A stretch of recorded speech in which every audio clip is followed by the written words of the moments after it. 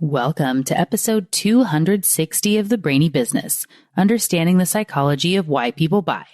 Today's episode is all about confirmation bias. Ready? Let's get started. You are listening to the Brainy Business Podcast, where we dig into the psychology of why people buy and help you incorporate behavioral economics into your business, making it more brain-friendly. Now here's your host, Melina Palmer. Hello, everyone. My name is Melina Palmer, and I want to welcome you to the Brainy Business Podcast. Today's episode is all about confirmation bias. My, oh my, what an important topic when it comes to applying behavioral science into life and work. You have likely heard the term confirmation bias before, whether you heard this episode when it first aired back in May of 2020 or not, as this is one of those concepts that gets thrown around quite a bit. It's easy to understand on the surface, but the depth of its importance and impact isn't always realized. Because our brains function largely on predictability and a love of the status quo, confirmation bias is part of our lives and work constantly. I mean, did you know that whether or not you believe someone is difficult or easy to work with can determine whether or not they're easy or difficult to work with? Kids' performance in school has been found to be tied to insights the teacher was given about them before they started more than their academic ability. So those they were told were stars versus problems. It had an impact on how they performed at the end of the year more than their academic ability. Really amazing stuff. And your view of your team or a project or a process can all be a filter that your confirmation bias either uses for good or to keep you stuck. Now, in case you're wondering why I chose to refresh this episode today, it's because of the interview coming up on Friday with Dr. Wendy Smith about her book, Both and Thinking, which will change your life. It is so good and fantastic. Definitely make sure you are subscribed to the Brainy Business Podcast so you don't miss this one. Because of that conversation, it felt like the best thing we could talk about today to set the stage is confirmation bias. So as you listen today, think about what your biases are and where you have an either or mindset. It's much more often than you think. Our world is not one of binary choices, no matter how much our brains like to make us think that.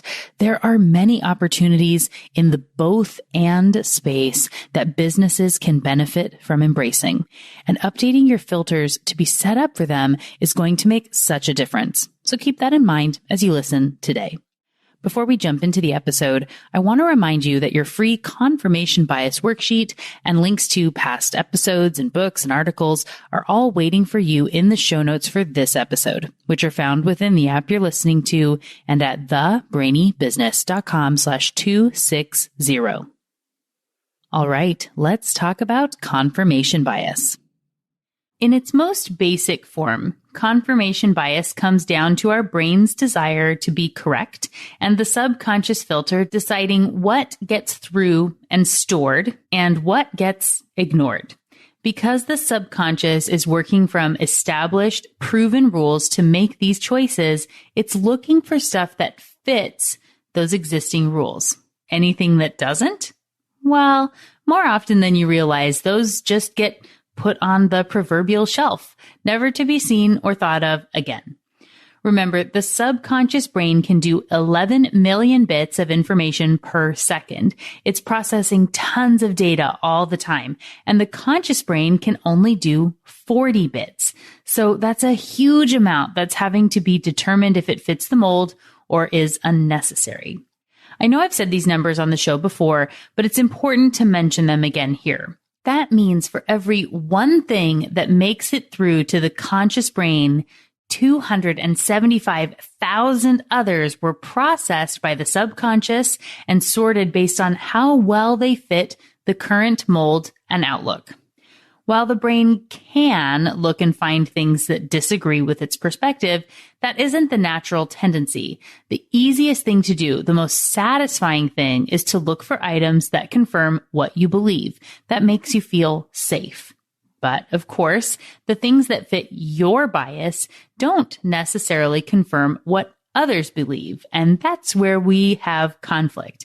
This is why two people can witness the same event and have completely different interpretations of what happened. You are seeking out different information and retaining different pieces to suit your brain's needs. Some of these are ingrained in us genetically over years and years, but many of them are built over our own singular lifetimes. Someone who grew up in a very religious household will have different impacts of confirmation bias than someone who did not. Those who grew up with wealth and privilege will see things differently than those who grew up poor. The political affiliation of a household impacts this as well. Stereotypes do go hand in hand with confirmation bias, and many of these are taught to us, intentionally or not, when we are very young. All this means you could see the exact same event as someone else standing right next to them and have a completely different interpretation based on your existing beliefs and confirmation bias. In many ways, you actually watch the same thing and believe two different things happened. The question, of course, is, are either of you wrong? Is either right? Or did you just interpret the information differently based on your biased filters? And can you disagree and still both be correct? More often than not, the answer is yes. And here's a super basic example. Can you remember a time you watched sports with friends? It could be football, basketball, soccer. It doesn't really matter. If you've ever watched a game with people who were rooting for the other team, you may have witnessed a call made by the referee where you had a completely different opinion of what happened than those fans supporting the other side.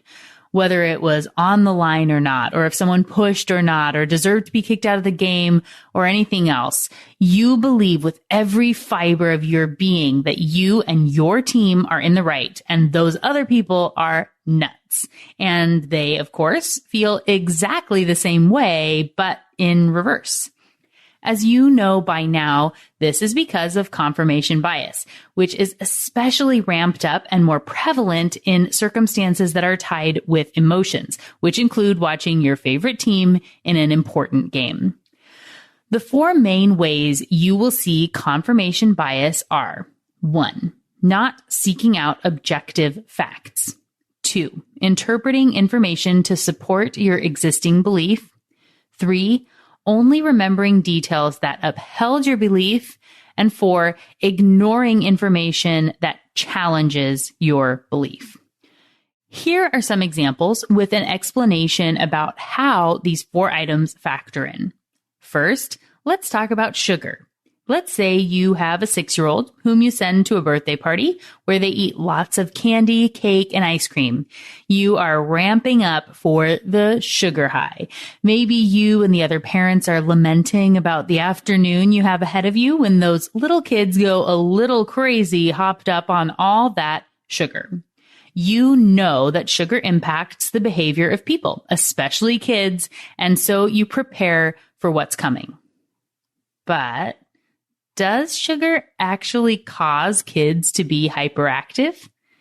You may have guessed it by now, but that is a myth. Kids' behavior does not get more hyperactive when they have sugar. But do you know whose behavior does change? That's right, their parents. The parents who did not seek out accurate information and accepted what they believed to be true are looking for and expecting hyperactivity in their kids when they believe they had sugar. And these tests were done when parents were told their kids had sugar, but they really didn't. And in fact, they see them being more crazy than usual, even though the kids are acting as they always do.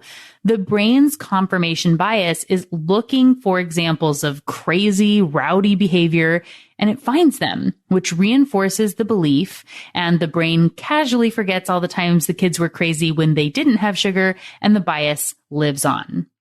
For our next example, let's say you believe that Mercury being in retrograde impacts behavior and that things go a bit nuts whenever that 3-week period is upon us. If you believe Mercury retrograde is a thing that impacts life on Earth, the search terms you use to look up information about it could be different and biased. Perhaps you search for, why do things go crazy when Mercury is in retrograde? Or how to avoid Mercury retrograde problems, while someone who doesn't believe it would search for why Mercury retrograde is not real or something like that.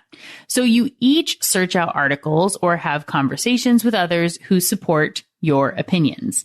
Once you get that result, whatever it happens to be, you will read and remember the articles and conversations that support what you believed to begin with. And studies have shown that seeing facts from an opposing side that contradict what you believed going in actually have the opposite effect of what they should and can make people double down on their previous belief.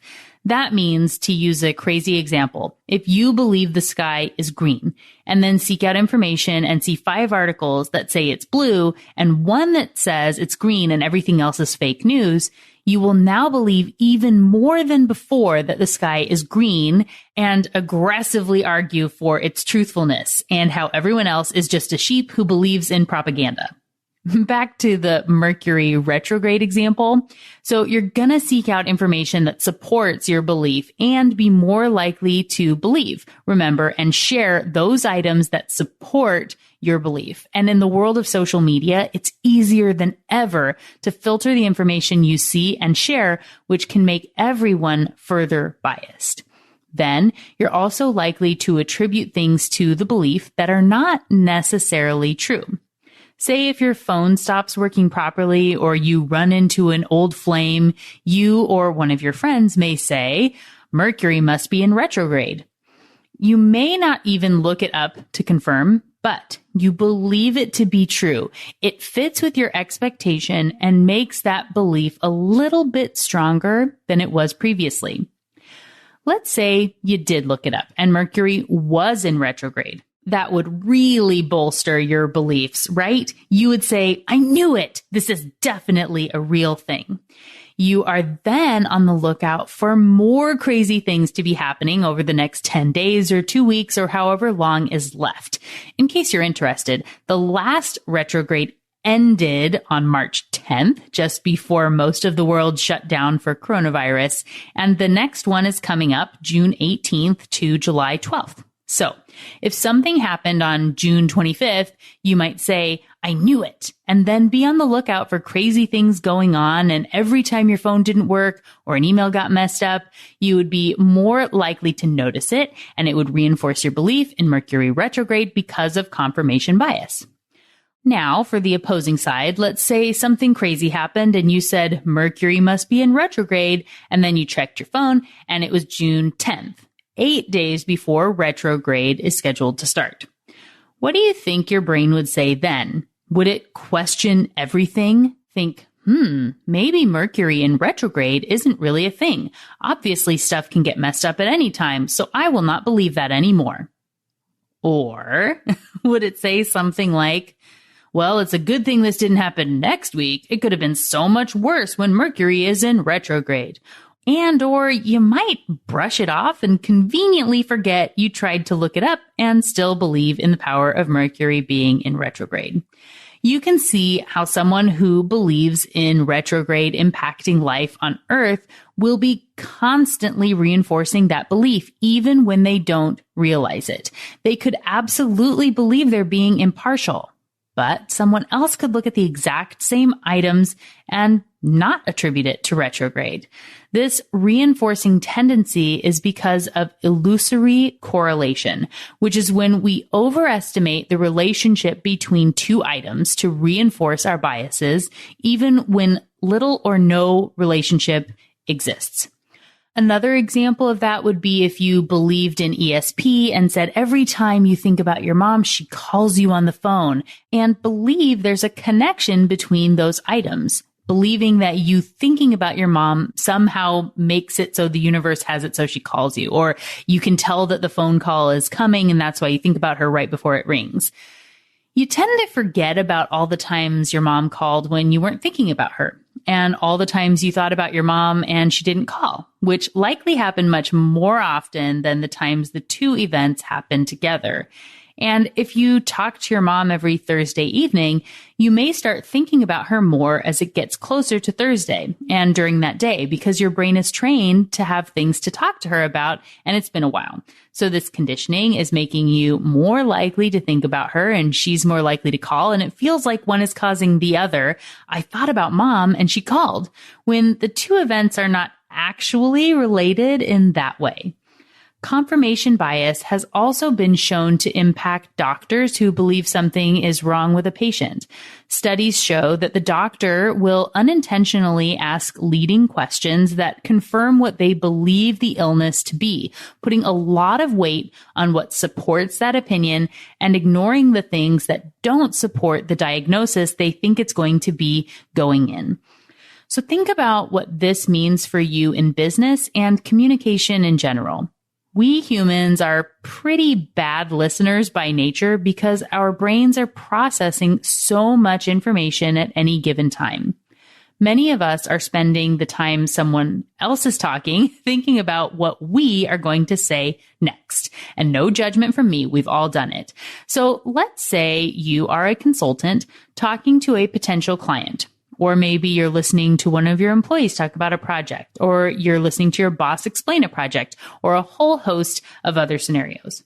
When that person is talking, your brain may be thinking about how you're going to respond and looking for clues that align with whatever recommendation or story or thought process you believe to be true. Using the consultant on a call with a potential client, let's say you believe they should get package A before you even get onto the phone with them. Everything they say, you're going to be listening for cues that support package A as the best fit. You may ask questions that help validate that package A is the best fit and conveniently forget the responses that would actually show package B as a better choice. If you aren't careful, you could recommend something you believe to be best before they even started talking that doesn't actually meet their needs, which makes it less likely that they're going to buy. And if they do buy, less likely that they're going to be happy with what they get. For many people in business, if you aren't confident in your offers or pricing, say if you just increased your rates, you may end up recommending something smaller than they would actually want or need because it feels better for you in the moment. It's less scary. And you're looking for things they say or do that support their inability to pay full price, even though, again, it isn't necessarily true. Here's a tip from the way I approach my discovery calls.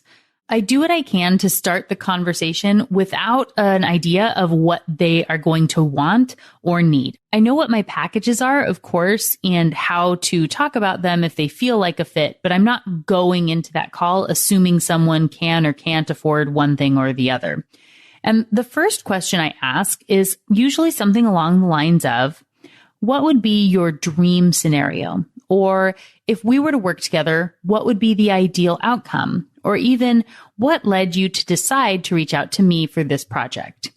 And then I listen while they're talking and try not to jump to conclusions about what they should get. I may ask something like, do you like to get tips and then do work yourself? Or would you prefer to have someone do the work for you? This answer can help determine the type of recommendation I would make. But again, it's important to not start the conversation with a predetermined recommendation before they've had a chance to tell you about their situation. If there's only one way to work with you or one package, first you should listen to episodes 11 and 12 on anchoring and relativity. Most everyone should have at least two options, but not too many. But if it is that simple and you don't need to talk to everyone and have discovery calls, it would be in your best interest to work on the website copy to make it easy for people to buy and determine if this is a fit without talking to you, because you may be making it more difficult than it has to be. And the confirmation bias is likely a culprit of that. For example, if you think, people can't buy what I'm selling right from the website because they don't. They always choose to call me, and that's the only way they buy. But you haven't actually done the work to set up your website to make it clear how they can buy and select if you are the right fit for them. And everything pushes them toward calling you.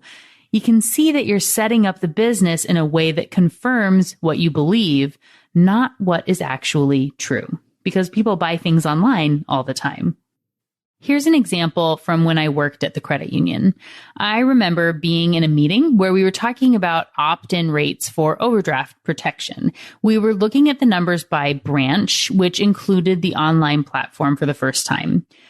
I don't remember the exact percentages, but we were looking at this because across the board, the opt-in rates were really low. And when we saw it divided out by branch, we were able to see that the in-person experience across the branches was having really, really bad conversions. Let's say it was 25% of people choosing to get overdraft protection. Everyone in the branch who was doing that work would say it was because people didn't want it, that it was a tough sell, that they gave them both options, but people wanted to wait and see. So in looking at the breakdown by branch, I noticed that the percentages for those who opened their accounts online instead of going into a branch were significantly higher. So where the opt-in was 25% when speaking to a person, it was something crazy like 75 or 80% that were choosing to opt in to overdraft protection when they were online and didn't talk to anybody.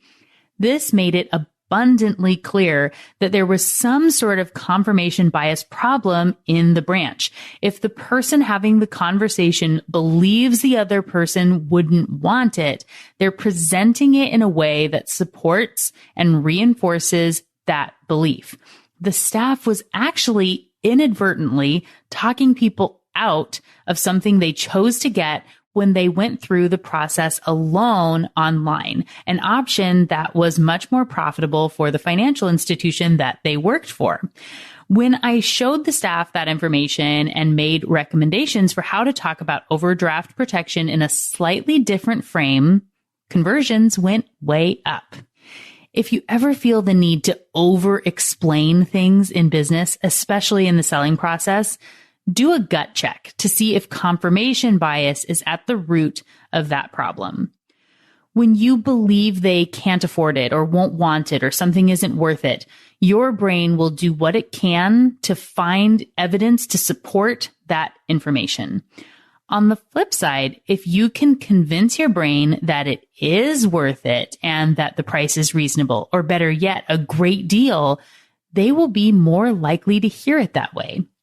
People who can sell ice in the Arctic believe in their ability to sell anything and are seeking out information that supports that belief. Those who think they're terrible at selling and people will see right through them will be seeing information that confirms that belief. That old cliche of whether you think you can or you think you can't, you're right, which likely makes you roll your eyes when you hear it, is accurate because of confirmation bias. And hopefully hearing it in this context will make you believe it if you haven't been open to the concept in the past. This is a great chance to overcome some confirmation bias about whether that belief is true or not. Confirmation bias doesn't have to be a bad thing, and it can very much work to your advantage in life and business. There are, after all, two sides to this coin.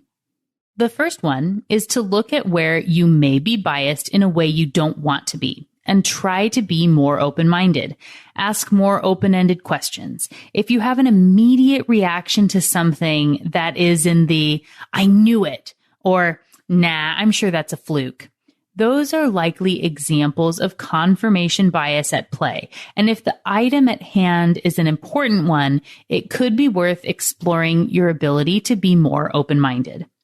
As with every tip I give on the show, your conscious has limited capacity and you can't do everything. So don't waste the effort on little unimportant beliefs.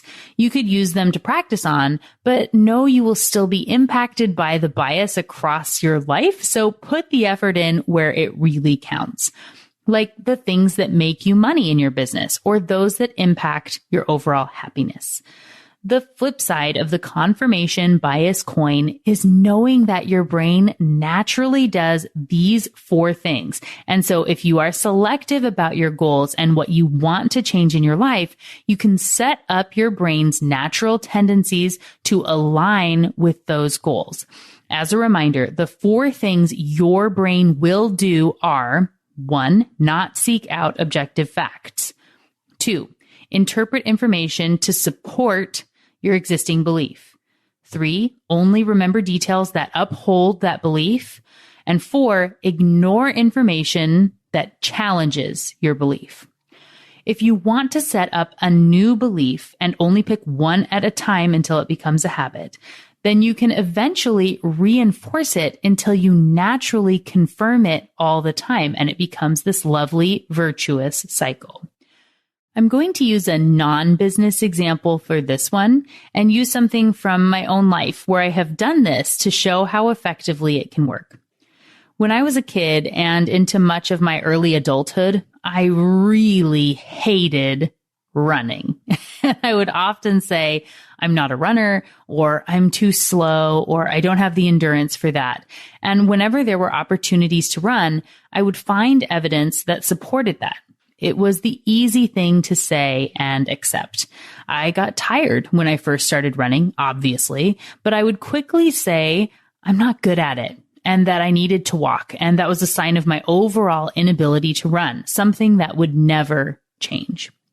But eventually I changed that confirming bias and I pushed past that belief and started to think of myself as a runner. At that time, I had a really hard time running more than a 5K or 3 miles without stopping. I would get fatigued and need to walk, and it was incredibly frustrating, and it validated my not a runner mindset.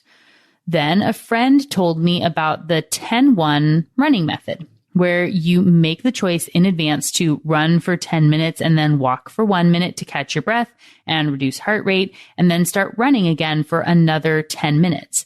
She explained that even some marathoners run this way, and making the choice in advance helped it feel like your decision and not because you weren't good enough to keep running.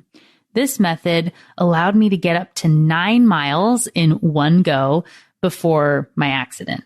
And that's another time where confirmation bias can come in. People who have been injured will often see themselves as a victim, especially while they're dealing with all the legal stuff.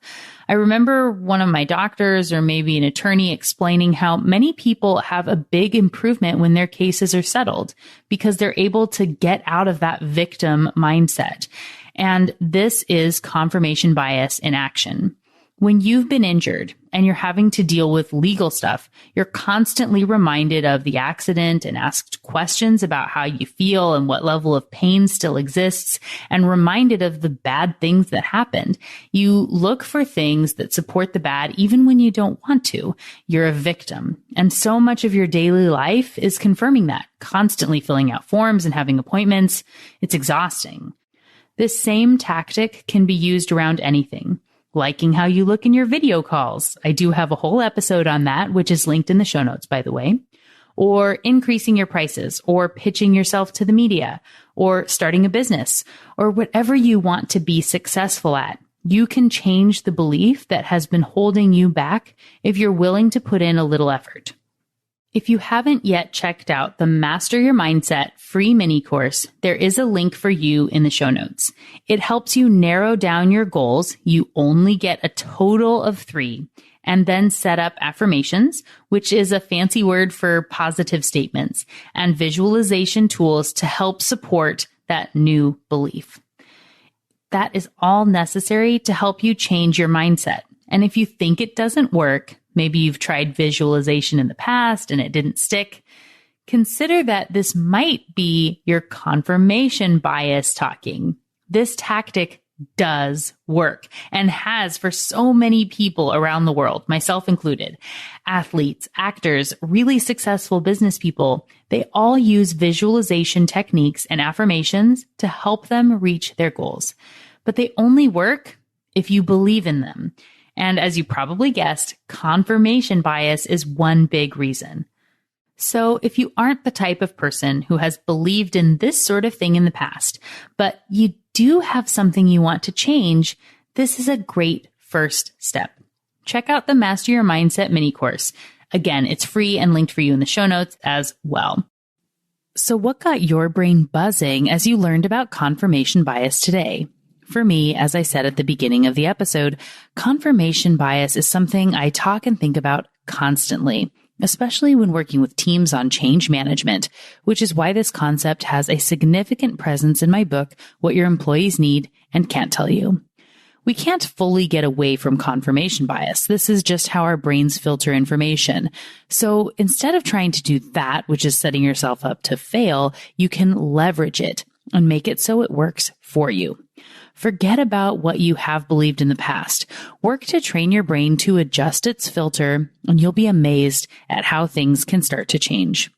Imagine there's someone on your team you believe is difficult. They're hard to work with. And so, as you heard in the episode, that's impacting the way you approach meetings and emails and everything with them. So you need to change you before trying to change them.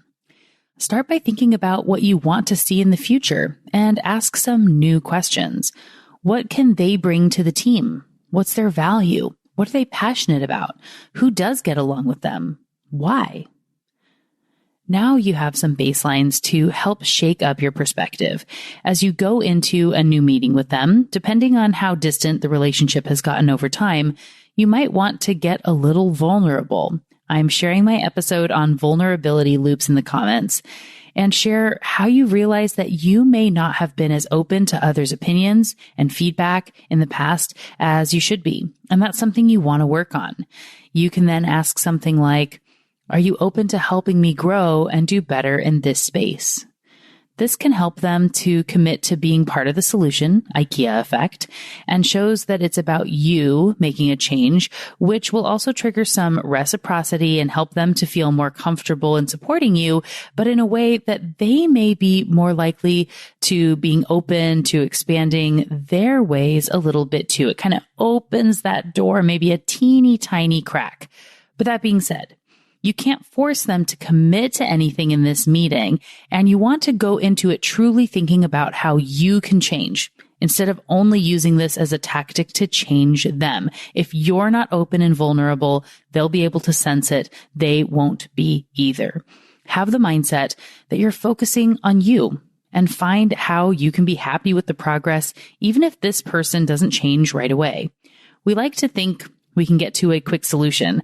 I tried to be nice once and it didn't work. It's not worth the effort. Well, remember that you may have a lot of stuff that doesn't support this new direction that's been piling up and is working against you now. This person may be hesitant to open up to you until you prove it a little bit, and that's understandable. This is part of why asking them for their support is such a great tactic. It helps them to know that you're making an effort. It can prime them to look inward, and it makes it more likely that they'll give you some grace if you do slip up once or twice. But you need to be really committed to that shift. Have that first meeting with nothing but interest, curiosity, thoughtful questions, and a willingness to listen. Ask them about their story, what they care about, what gets them excited, what they studied in college, or what they wanted to do before that. Try and find a real human connection point that can help you to get away from just seeing them as that difficult team member. You want to expand your mutual circles of empathy and find places where you can connect so they're on team us instead of team them. It will take a little work and dedication, but it's so worth it. Trust me, it makes everything easier. I'm linking to the episodes on unity and the power of us in the show notes, as well as many others, as they help to dig deeper on these concepts. You'll also find those on the focusing illusion and my interview with Dolly Chugh, whose fantastic book, A More Just Future, is where I first learned of Wendy Smith's book, Both and Thinking, which, as you know, is the focus of the next episode. All those episodes, related books, and of course, your freebie worksheet on confirmation bias are all waiting for you in the show notes at thebrainybusiness.com/260. And just like that, episode 260 on confirmation bias is done. Join me Friday for a brand new episode with Dr. Wendy Smith to discuss both and thinking. It's going to be a lot of fun. You don't want to miss it. Until then, thanks again for listening and learning with me. And remember to be thoughtful. Thank you for listening to the Brainy Business Podcast. Melina offers virtual strategy sessions, workshops, and other services to help businesses be more brain-friendly. For more free resources, visit thebrainybusiness.com.